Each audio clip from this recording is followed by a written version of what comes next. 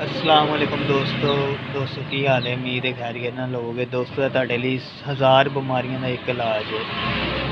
टीके टीके इंजैक्शन मैथिकबाल ये वो हर चीज़ तो जेड़ा ना तुहाडी जान छुड़िएगी। जेह्ड़े नमें शकीन हज़रात ने मेरी तरह इंजैक्शन नहीं ला सकते कबूतर नूं, वो है मैडिसन इस्तेमाल करें। इंशाल्लाह जेड़ा ना कभी वायरस नहीं आएगा, कभी बीमारी नहीं आएगी उन्होंने खुडे दे विच, और खुशहाल परिंदे रहणगे उन्हां दे। दोस्तों मैं ज़रा डब्बी दे विच पा लवां इहदे च, फिर तुहानूं मैं इस्तेमाल करके सारा तरीका दसना कि किस तरह और की चीज़ है। ਇਹ देखो दोस्तों इस तरह डब्बी ਦੇ ਵਿੱਚ ਇਹਨੂੰ बनाना है। ਇਹ कोरा कागज़ लेना है तो ਜਿਹੜਾ ना इस तरह थले सुराख करना ताकि ਇਹਦੇ ਵਿੱਚ सारी चली जाए, नहीं तो ਤੁਹਾਡੀ ज़ाया जाएगी।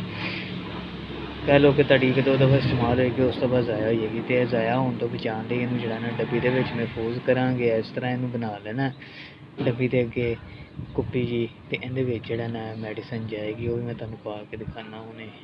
तो दोस्तों कुप्पी की मदद नाल जेड़ा ना भरी गई है दवाई, ये सारा पाउडर आ गया है। तो इनू जेड़ा ना इस तरह उत्तों लावांगे हम ढक्कन, तो जिस तरह इस्तेमाल करनी होगी उस तरह मैं कढ़ के जेड़ा ना इस्तेमाल कर लिया करांगे।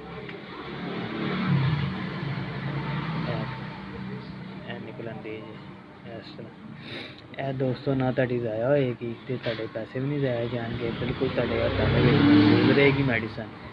बाकी दोस्तों इनू इस्तेमाल करके तुहानूं दिखाना इहदा तरीकाकार है, किस तरह इस्तेमाल होती है। दोस्तों नवें शकीनां लई आसानी करती है कि उन्हां कोल डोरी छोटी होए या वड्डी होए तो मकदार घट ज़्यादा ना कर देन।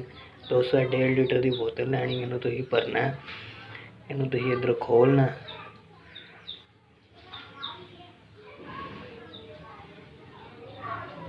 ठीक है। तो यह दोस्तों उत्ते रख के दे ए चुंडी हो गई है, बिच गई।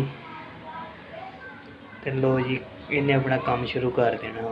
जिस तरह कबूतर पिएगा और हर चीज़ उनकी साफ होएगी तो माशाल्लाह फिट होइएगा। ओके जी।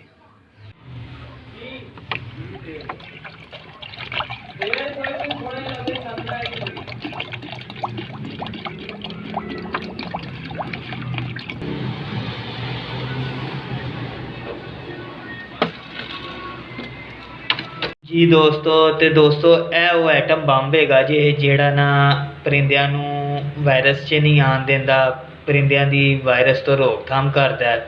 किसी भी किस्म का वायरस होए, 1000 बीमारियों का दोस्तों एक निचोड़ हैगा जे, तो इनू इस्तेमाल करिया जे तो इंशाल्लाह जेड़ा ना तुहानूं फायदा होएगा और बेशुमार होएगा। मैं 4 साल अपने परिंदियां नूं पानी दे विच पा के यूज़ करवांदा रहा। टैलोफार्सिन की सिर्फ एक चूंडी तुसीं पानी है 1.5 लीटर पानी दे विच, घट कर लवो लेकिन इस तो ज़्यादा ना होन दिया जे। एक तरह का जहर ही है।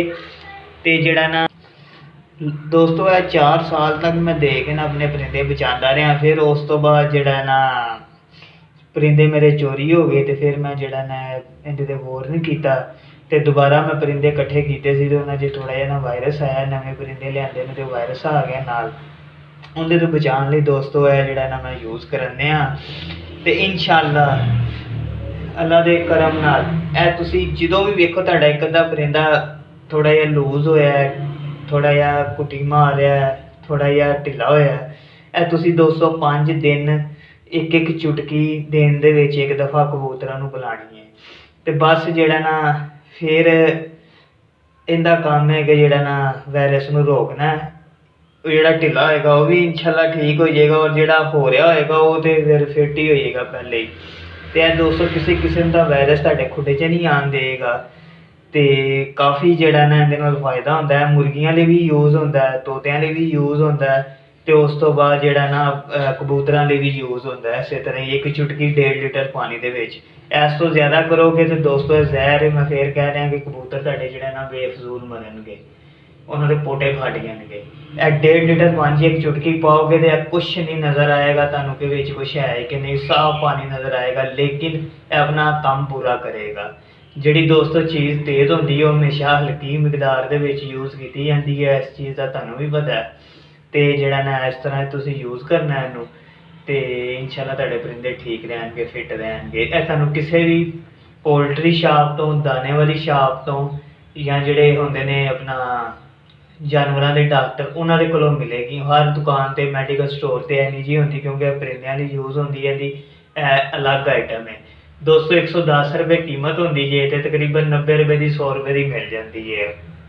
ਇਹਦੇ 'ਚ ਮਾਰਜਨ ਦਿੱਤਾ ਹੁੰਦਾ ਉਹਨਾਂ ਨੂੰ ਤੇ ਉਹ ਜਿਹੜਾ ਨਾ ਘੱਟ ਰੇਟ ਦੇ ਵਿੱਚ ਦੇ ਦਿੰਦੇ ਨੇ।